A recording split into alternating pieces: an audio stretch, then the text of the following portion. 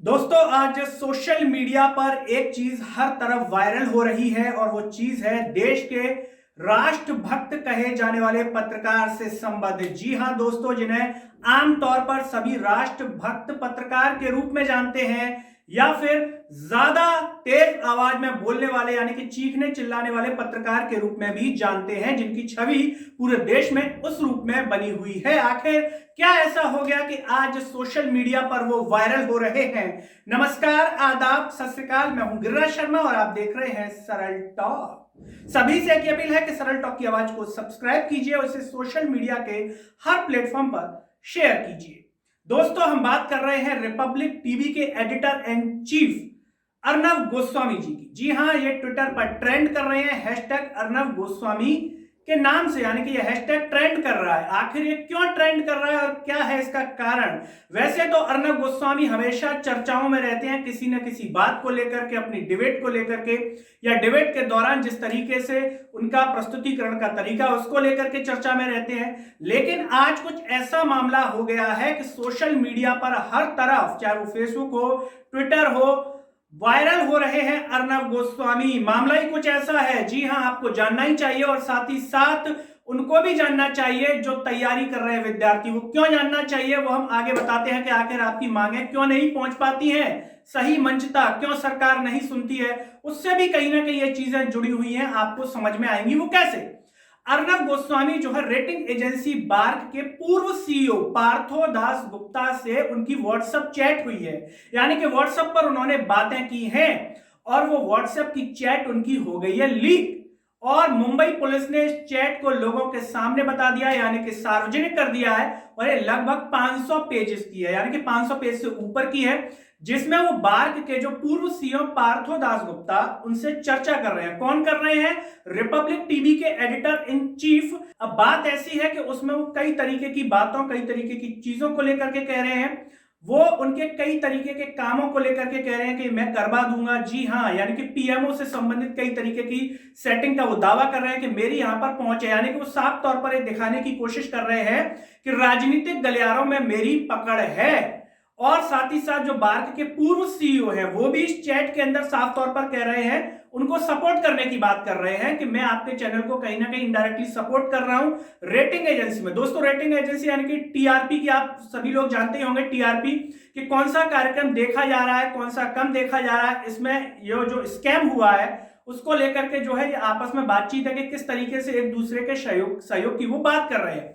और अर्नब गोस्वामी यहां पर साफ तौर पर कह रहे हैं उनके कामों को लेकर के, यानी कि व्यक्तिगत काम का फायदे की यहां पर बात हो रही है, व्यक्तिगत अपनी छवि को प्रस्तुत करने की वो यहां पर बातचीत कर रहे हैं। और साथ ही साथ यहां से आपको एक बात और समझ में आ गई होगी जो कि सोशल मीडिया पर कई दिनों से चल रहा है, व्हाट्सएप की जो चैट है वो कितनी सेफ है, ये अंदाजा आप लगा सकते हैं इस चीज से कि आखिर ये चैट कैसे बाहर आई। मुंबई पुलिस ने इसको जारी किया है और इस पर सुप्रीम कोर्ट के जो वरिष्ठ वकील है प्रशांत भूषण, उन्होंने ट्विटर के माध्यम से जो है इसके स्क्रीनशॉट्स को शेयर किया है। यानी कि ट्विटर पर उन्होंने कहा है और कहा है कि ये जो सबूत है, अगर कानून सही तरीके से हमारे देश में काम कर रहा है तो जेल जाने के लिए काफी है। यानी कि 29 जनवरी को जो है हियरिंग होनी है, 29 जनवरी को बॉम्बे हाईकोर्ट सुनवाई करेगा और मुंबई पुलिस ने भी कहा है कि हम 29 जनवरी तक इनको गिरफ्तार नहीं करेंगे। अब सबसे बड़ी बात यह आ रही है कि आखिर इनमें कौन कौन से मंत्री इन्वॉल्व हैं, क्योंकि वो भी हो सकते हैं।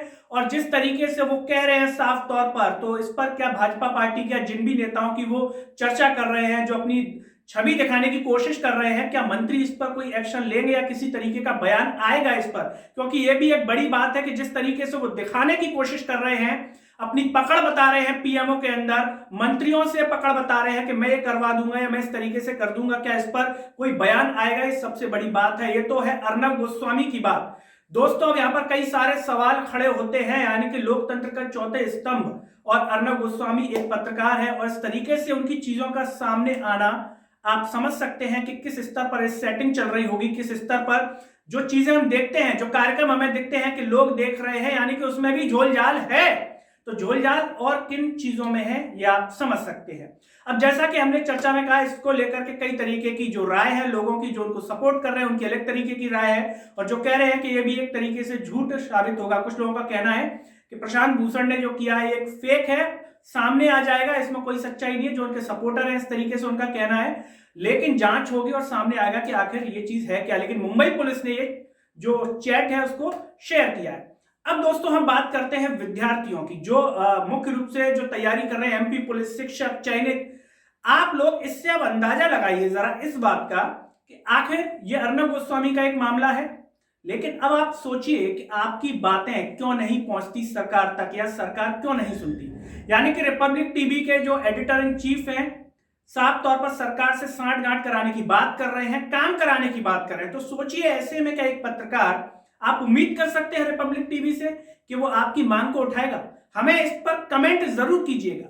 क्या रिपब्लिक टीवी, अगर हम बात करें मध्य प्रदेश की पुलिस भर्ती को लेकर के, या चयनित शिक्षक भर्ती को लेकर के, या पटवारी भर्ती को लेकर के, क्या आप उम्मीद कर सकते हैं कि रिपब्लिक टीवी आपकी आवाज को वहां तक ले जाएगा?